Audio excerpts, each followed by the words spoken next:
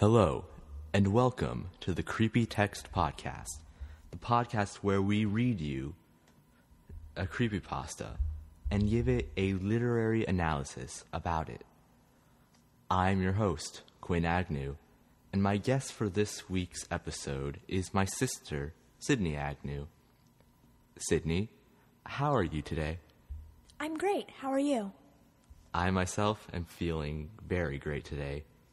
Now, this week's podcast is on the creepypasta Thanks, narrated by my sister and myself.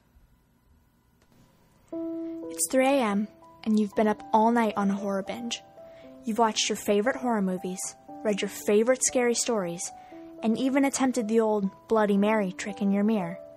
You stretch and yawn, deciding now is about the time to hit the hay, so you move into your bedroom and lay down to sleep.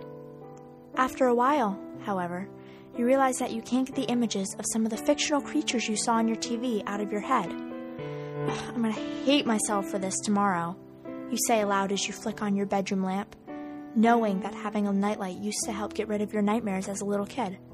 Within minutes, you're close to sleep, snuggled up comfortably under the blankets, with your eyes closed and more pleasant thoughts on your mind. That is, until you detect something moving in front of the light, casting a shadow over you. You blink, beginning to turn towards the lamp, before a rotting hand grabs hold of your shoulder. Thanks for turning on the light. I wouldn't have been able to find you in that darkness.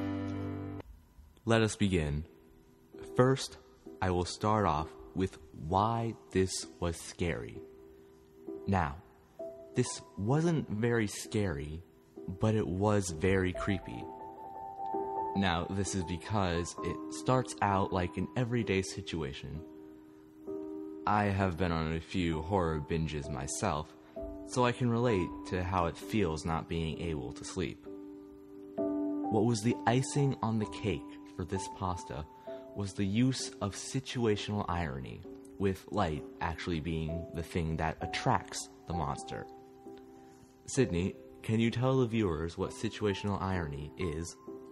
Alright, so situational irony is irony involving a situation in which actions have an effect that is opposite from what was intended, so that the outcome is pretty much opposite of what was expected.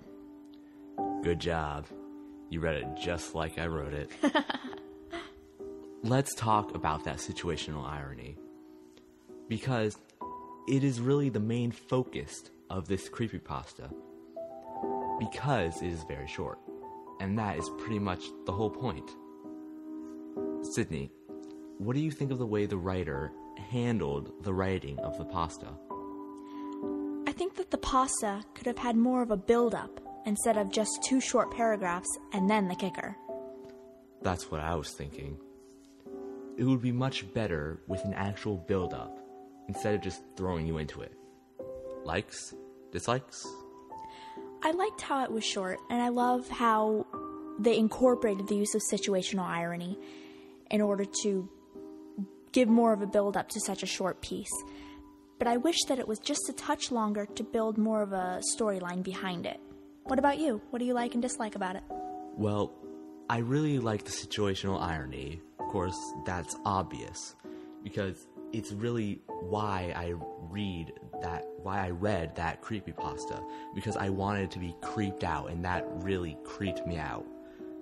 My dislikes about it is, I enjoy short pastas, but this one could have been longer. It could have had more of a suspenseful build-up, instead of just throwing you straight into it. I agree. Now, at this time, we will wrap up this episode by rating the pasta, like we always do every episode. I give this an 8 out of 10. The reason I give it this rating is because of 2 things. One, even though I would have liked it to have more of a setup, I do kind of think that the pasta does make it work with the shortness of it. And second, I really liked the situational irony. Again, that is the main point of this pasta. and I think I'll give it a 6 out of 10. Why a 6? I really enjoyed the pasta, but at the same time it wasn't creepy as it was more disturbing. And I thought it could have been a little bit longer, but the use of situational irony made it a good pasta. Yes. Okay, that is our episode. Thanks for joining us tonight. If you only want creepypasta readings, I recommend you check out the No Sleep podcast or check out Mr. Creepypasta on YouTube. All the music used is by Miyu. Next episode, we will be doing The Call of Cthulhu by H.P. Lovecraft. Signing off, this is Quinn Agnew and my sister, Sydney Agnew.